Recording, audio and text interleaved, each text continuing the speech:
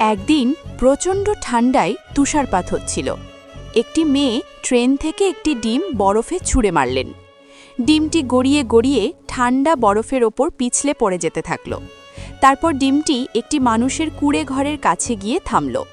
লোকটি ডিমটি দেখে ভয় পেয়ে গেল। তারপর কি হলো জানার আগে তুমি যদি তোমার মাকে ভালোবাসো তাহলে চ্যানেলটি সাবস্ক্রাইব করে দাও। তারপরে লোকটি ডিমটি আবার ধাক্কা দিয়ে ফেলে দিল। এবার ডিমটি আবার গড়িয়ে গড়িয়ে একটা ভাল্লুকের গুহার কাছে গিয়ে থামল। ভাল্লুকটি ডিমটি দেখে বুকে জড়িয়ে ধরে উষ্ণ রাখল। সে দিন রাত এটির যত্ন নিল। শীতকাল শেষ হলো, তুষার গলে গেল। ভাল্লুকটি গুহা থেকে ডিমটি বের করে আনল। ঠিক তখনই ডিমটি ভেঙে গেল এবং একটি বাচ্চা ডাইনোসরের আবির্ভাব হলো। ভাল্লুকটি এটিকে নিজের সন্তানের মতো লালন পালন করল। একদিন বাচ্চা ডাইনোসরটি বনে ঘুরে বেড়ালো।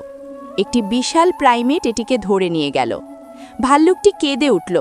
তারপর ডাইনোসর বাচ্চাটিকে বাঁচাতে একটি লাইক করে দাও আর একবার কমেন্ট করো, আই লাভ ইউ মা বাবা।